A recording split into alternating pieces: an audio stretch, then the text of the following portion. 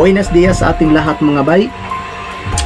At ang topic natin ngayon na pag-uusapan ay tungkol sa itong tinatawag na deja vu.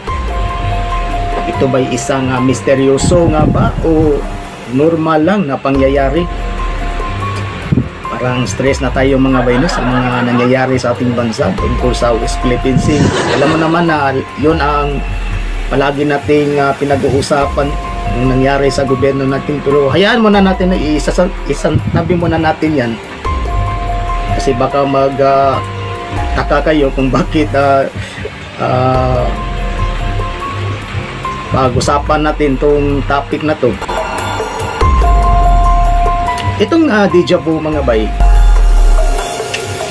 karamihan siguro sa atin, marami ang naka-experience nito. Medyo mahirap ito ipaliwanag itong topic natin mga bay. Marami ng mga eksperto na mas bihasa pa sa akin ang nagpahayag tungkol dito. Itong misteryosong phenomenon na to, may ibang nagsasabi na ito daw ay base sa isang theory ng reincarnation. Yung iba may nagsasabi na ito ay isang glitch theory. May nagsasabi pa na ito ay teorya sa parallel universe or precognitive dream experience. Mayroon din tinatawag na subjective paranormal, schizophrenic, chronic, associative, o may spiritual din. At sa science, may explanation din na tungkol dito. Hayaan mo nga pag-usapan natin yan, yung mga teorya yan, maya-maya lang. Kaya na pag-isipan ko na pag-usapan natin ito mga bay, kasi kahapon kasi yung asawa ko kasi mga bay, plano na namin na magpakasal na kami ba. Tapos isa sa napili namin yung civil wedding, yung simple lang na kasalan para importante lang yan, yung mga anak lang namin ba. So in short, kinuha namin yung mga papilis namin kasi ulan kasi kahapon. At nung pumunta na kami doon sa munisipyo at kinausap namin doon yung yung na-assign doon sa itong civil wedding.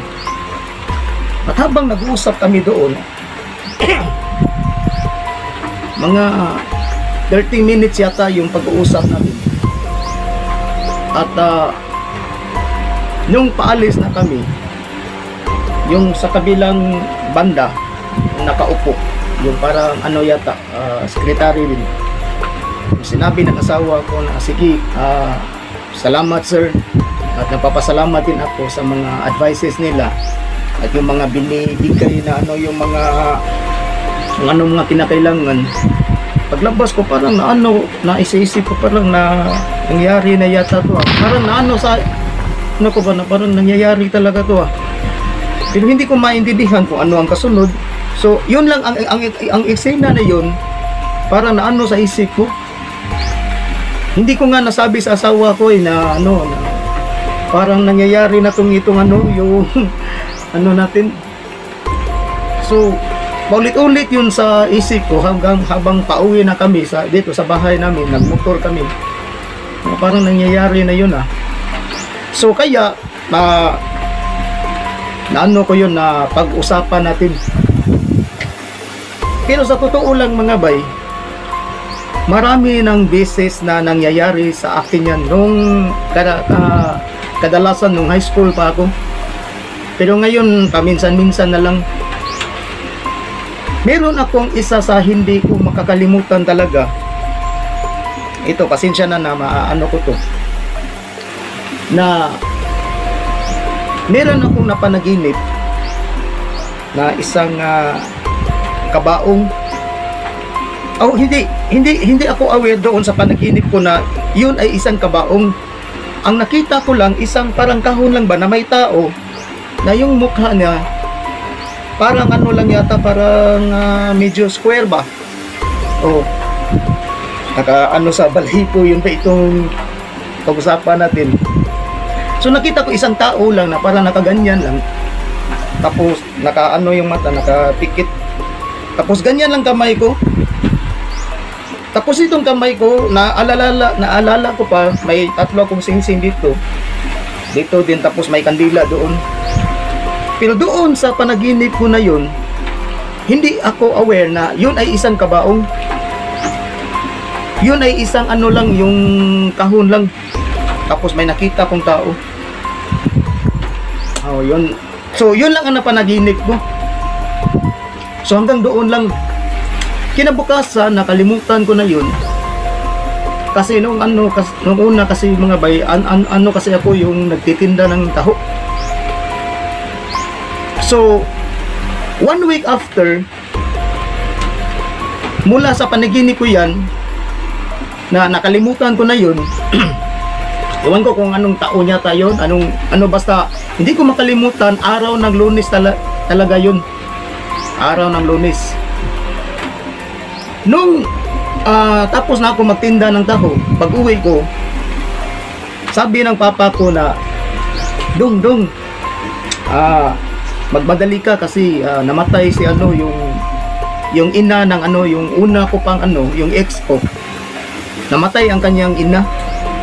So ako, so pinuntahan namin agad. Nung pinuntahan na namin, nakita ko talaga doon, nakahandusay na doon sa sala. So walang isa sa kanila ang ano ang dapat gawin ng proseso yung namatay na yung tao. Walang isa, kasi lahat sila na shock. Shock sila talaga lahat. So nangyayari mga bay, ako ang gumawa lahat sa lahat ng yung paano diyan sa yung sa funeral homes. Nakita ko pa kung paano ginawa doon sa yung pagbalsamar. Ako nakatingin lang ako, ganyan lang ako. So pagkatapos na, sinabihan ko na sila na tapos na po, hintayin nyo na lang yung kabuang papunta na yan dito. So ako umuwi na. So mula noon, lumipas ang yung 3 araw na. Kasi nangyari kasi yon doon sa Labangon, tapos nakatira ako doon sa Talisay. So paglipas ng mga 3 araw, sabi ng papa ko na, Dong, hindi ba tayo pupunta doon? Sabi ko na mamaya lang ba kasi wala pa tayo masyadong pera na naipon. So pagdating ng mga ika-4 na araw na yata, pumunta na kami doon. Pagpunta namin doon, ng hapon pa yata, mga 4 ng hapon, di ba, makikita natin base sa mga yung mga na-experience natin mga ganyan, na yung mga magsusugal, yung ganyan, maglaro ng yung mga dama na cheese, kung ano pa, tapos inuman. Ako nakatingin lang ako kasi hindi ko kasi akalain, biglaan kasi ang pangyayari. Hanggang bandang mga alas 8 na yata, dumami na yung mga tao. Pagdating ng mga alas 10, medyo kunti na ulit ang mga tao, umuwi na yung ibang tao.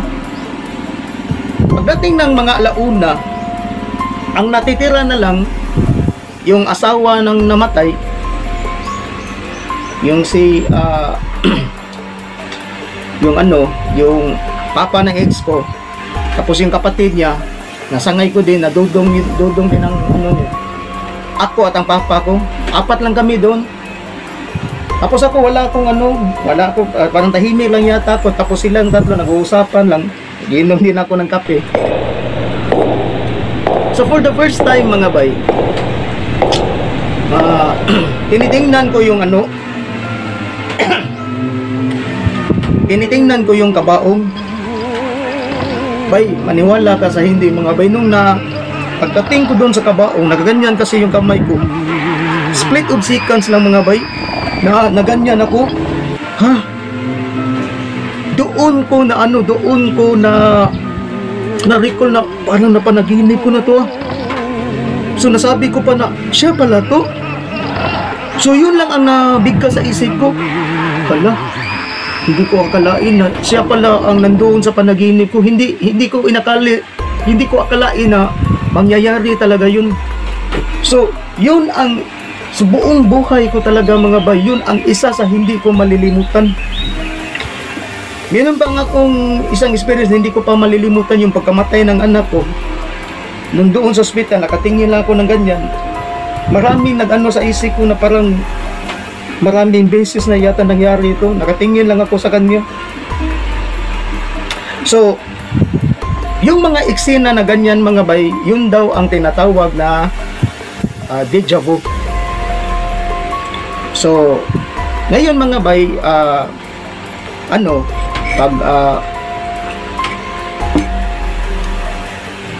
pag-uusapan natin yan, base lang ito sa mga na research ko na yung mga sabi-sabi lang nila, base sa mga yung mga may dito, may yung may mga kaalaman tungkol dito. Base sa research ko, itong deja vu daw, may ibang termino pa dito, yung tinatawag na paramnesia. Ang ibig sabihin nito sa Greek word ay near memory. Itong deja vu, kung i-research mo ito talaga doon sa Google, ang lalabas talaga ay, ang definition niyan ay already seen. Ang unang tumuklas sa pag-aaral nito ay isang French psychologist at physician na si Emile Boirac. Yun ba? Sinsya na kung mali ang pagkabigkas ko. Noong taong 1876. Mula noon, maraming mga teorya ang naglabasan na tungkol dito. Yung mga nabanggit ko kanina, isa-isahin natin. Yung natatandaan nyo ba yung sinabi ko kanina, yung spiritual theory? Ang ibig daw sabihin yan, ito isang theory lamang ha, na ito daw ay ang kaluluwa mo ay naglalakbay sa kahit saan sa past o future habang tulog ka. So yun daw ang isa sa dahilan, yun ang tinatawag na spiritual theory. Tapos meron pang isa dyan, yung tinatawag na precognitive dream theory. Ito ay isa ring panaginip, pero hindi ito katulad kanina sa spiritual theory na habang tulog ka, yung kaluluwa mo ay naglalakbay sa kung saan, sa past o theory. Ito ay panaginip lang na yung gaya ng sinabi ko kanina na naginip ako, tapos naging totoo siya makalipas ang mga ilang araw. Ang tawag daw dyan ay precognitive theory. Meron pang isang theory, yung tinatawag na reincarnation. Sa ibang termino, tinatawag na rebirth. Now, itong reincarnation mga bay, ang ibig sabihin nito, yung mga pangyayari daw ito na nabuhay ka pa noong una, tapos nung namatay ka na naulit muli sa kasalukuyan na nabuhay ka ngayon. So may mga pa dyan, kung laliman pa natin ng kunti, na marami daw sa atin dito sa mundo na yung iba sa atin ay reincarnated.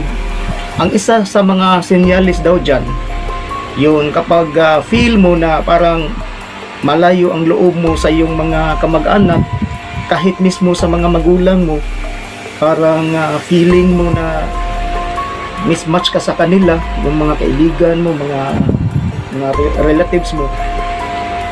Tapos mahilig ka sa malalim na mga usapan, lalo na tungkol sa kalawakan, sa art, sa philosophy, sa science, history, pakiramdam mo hindi ka kabilang sa iyong komunidad. So, yun daw ay isa sa mga sinyalis na reincarnated ka. Meron akong kakilala dyan na yung kaibigan ko doon sa Bugbo. Yung anak niya 9 years old pa yata. Pero hindi siya katulad sa mga karaniwan ng mga bata na mahilig sa mga laruan. Ang hilig niya talaga, science talaga. sa pag nag-ano kami ng TV, pumanaw kami ng TV. So, magka jamming kami kasi pareho kami ng hilig. Yung science, yung mga history. Pero nagtaka yung niya, yung mama niya na bakit yun ang hilig niya sa murang edad pa lang yan na 9 years old. So, malay natin baka totoo yan yung reincarnate. Tapos isa sa mga palantandaan na reincarnate yung isang tao, hindi siya makikisali sa mga normal na mga aktibidad, kahit sa kanyang mga kapatid, yung mga karelasyon niya. Gusto niya palagi na mag-isa siya, na parang meron siyang hinahanap na karanasan sa mga nakaraan. Minsan yung tao kapag malapit ng, ito pa ang isa sa yung palatandaan daw sa reincarnation, na kapag malapit na siyang mamatay, tapos gaya ng nandoon na siya sa hospital, at kapag malapit na siyang mamatay at parang meron siyang nakikitang ilaw na akala ng iba na ang liwanag na yon, yung ilaw na yon ay langit, pero yun pala, yung ilaw na yun, ilaw pala yun ng ospital. Kasi pag namatay tayo, di ba, karamihan sample nandoon tayo sa ospital, di ba, may ilaw yan. Tapos pag tayo na pag isilang yung sanggol, karamihan nandoon sa ospital na yung sa yung ilaw din. So napagkamalan na yan, langit yan, pero yung ilaw pala yan na ilaw yan ng ospital. So parang ganun lang, na marami na tayong beses na nabuhay nung una pang panahon, tapos paulit-ulit lang. So ang tawag doon yun ang reincarnation. Tapos yun ang marami din ang tumatanggap sa teorya na yun. Kaya yun ang isa sa pinagsususpikan ng deja vu, yung reincarnation theory. Meron pang isang theory maliban pa dun, yung binanggit ko kanina, yung parallel universe theory. Medyo mahirap-hirap ito, ang nagpahayag doon, itong isang Japanese scientist na si Michio Kaku. Yung may binanggit siya doon, yung tinatawag na quantum theory of multiverse, ang ibig sabihin ito'y isang ibang dimension, ngunit kapareho sa ating sitwasyon at sistema, na minsan pag nag-collide ang natin, yung itong universe natin at yung kanilang universe, doon tayo nakakuha ng access. So parang ganito yan mga bay, parang salamin yan, pag kunyari nakita mo yung salamin, diba, salamin, so yung nandun sa salamin, ikaw yun. Tapos pag kumuha ka pa ng isang salamin doon sa likod mo, so marami ng ikaw. Kung ano ang kinikilos mo, yun din ang makikita sa salamin. So ang ibig sabihin dito itong tinatawag na quantum theory of multiverse or parallel universe theory, parang ganyan din. Itong universe natin, maraming mga galaxy, isa na dito yung nakapaloob sa itong Milky Way galaxy natin, itong solar system natin. Marami daw din yang kakapareho na mga universe. Parang lang ba? Parang copy-paste lang ba? So maraming mga universe Tapos pareho lahat. So kapag nandito ka, nabubuhay ka dito, nandoon din ikaw mismo, tayong lahat, nandoon din tayo sa universe na yun. So para bang maraming ikaw ang version kung anong ginagawa mo dito, ganun din ang nangyayari sa ibang universe. So parang yung sinabi ko kanina, parang salamin lang. So ang ano dyan, bakit may kaugnayan dito sa deja vu? Kasi pag sila lang ang may sabi nito, pag minsan may coalition daw doon daw nangyayari na merong minsan may access doon na para bang may pangyayari na medyo nauna doon, tapos pag nangyayari dito, parang yun, maisip mo na parang nangyayari na talaga to, pero hindi mo alam na nangyayari na pala ito sa ibang dimension, yung ibang ikaw. Pero nakakatawa mga bayno, pero ito ang paliwanag nila, itong tinatawag na parallel universe. Naalala ko tuloy ba yung mga second year college yata ako, nung nag-ano kami sa PE namin doon sa school campus namin, habang nag-practice kami ng sayo, tapos nag-ano na kami, doon lang kami sa yung isang malaking studio ba. Tapos sa likod ko may salamin. Nagtaka ko kasi itong classmate ko na dalawang babae, parang medyo meron silang kinatatakutan. Tapos maya-maya nagtakbuhan sila. So halos kami nagtakbuhan, pero sila ang una talaga nagtakbuhan, silang dalawa lang. So parang may kinatatakutan. Tapos paglabas namin doon sa studio na yun, tinanong namin sila kung bakit kayo tumakbo.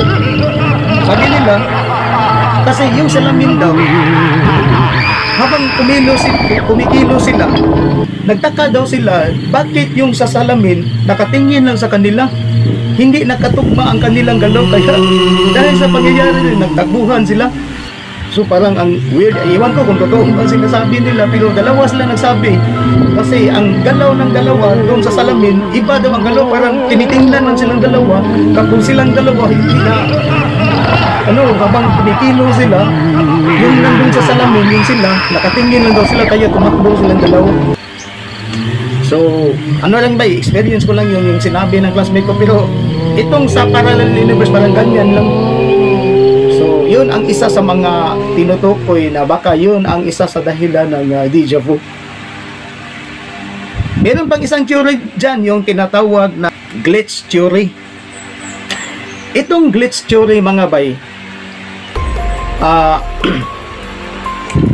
minsan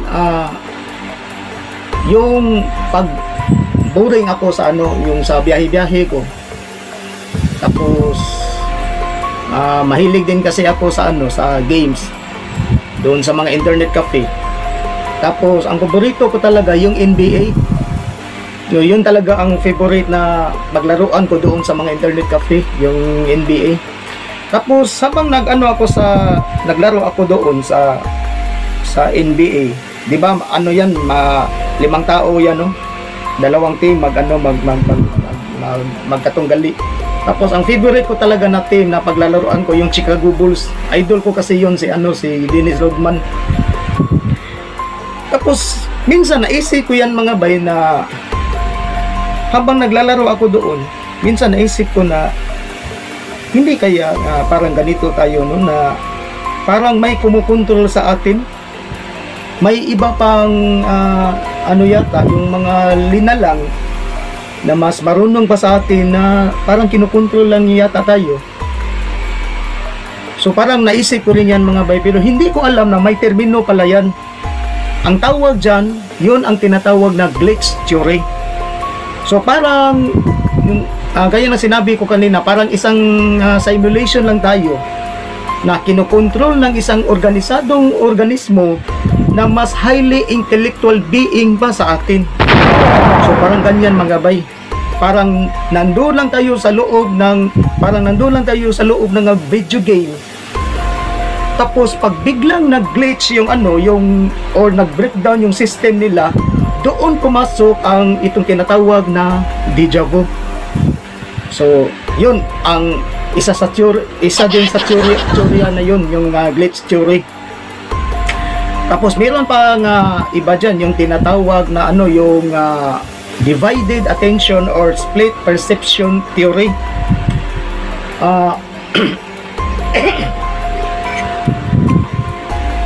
Ito'y isang pangyayari na nandoon ka sa isang magandang lugar, ngunit hindi mo ito na-enjoy na mapasyalan dahil busy ka sa mga kausap mo.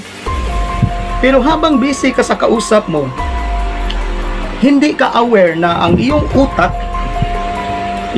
pala ay gumawa ng kanyang sariling proseso upang ma-register kung ano ang nandoon sa iyong paligid.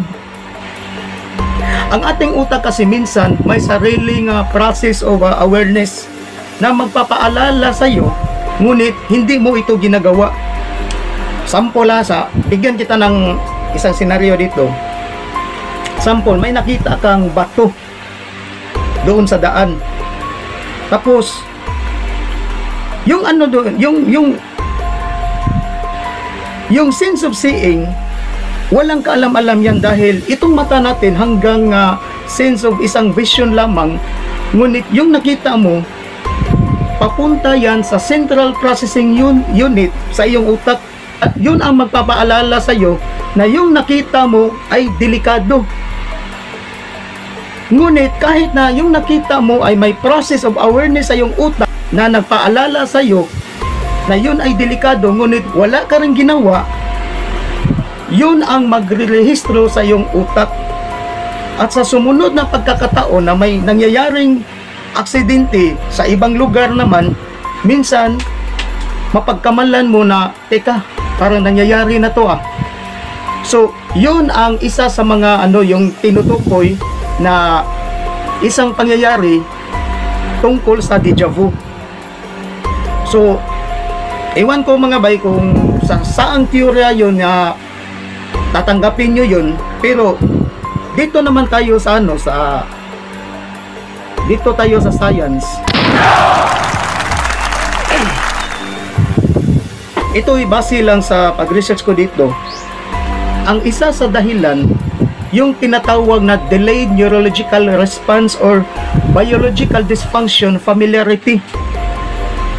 Mga impormasyon na hindi na nagsisink in ng maayos dahil sa dami ng lagusan sa ating utak papunta sa yung tinatawag na medial temporal lobe.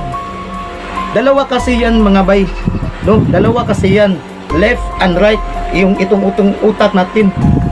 Itong sa left hemisphere, sa medial temporal lobe, ang responsable sa mga incoming information na minsan may delayed ng mga kahit milliseconds lang. Ang sistema naman ng function sa right hemisphere ay futuristic or pang-advanced habang ang sa left side ay pang-previous or past memories. Pero pareho silang nagre-registered sa mga pangyayari, ngunit itong left side habang nakastack ang isang experience, ito ang magti-trigger na ito'y nangyayari na, kaya minsan akala natin ito'y isang deja vu. So parang ganun mga bay. By the way mga bay, ano nga ba ang tinatawag na medial temporal lobe? Ito'y isang parte ng ating utak na may involvement sa ating consciousness memory, at nandoon sa loob ang tinatawag na hippocampus na connected sa internal cortex, perirenal cortex, para hippocampal cortex at iba pa. Bawat isa may function yan mga bay. Sobrang komplikado ang structure ng utak natin mga bay. Kung gaano ka komplikado ang structure ng ating universe, ganun din ang utak natin. Gaya ng yung binanggit ko kanina, yung para hippocampal cortex. Ang function niya, siya ang magre-recognize kung familiar ba o hindi yung mga nakita mo, yung narinig mo, at kung ano-ano pa.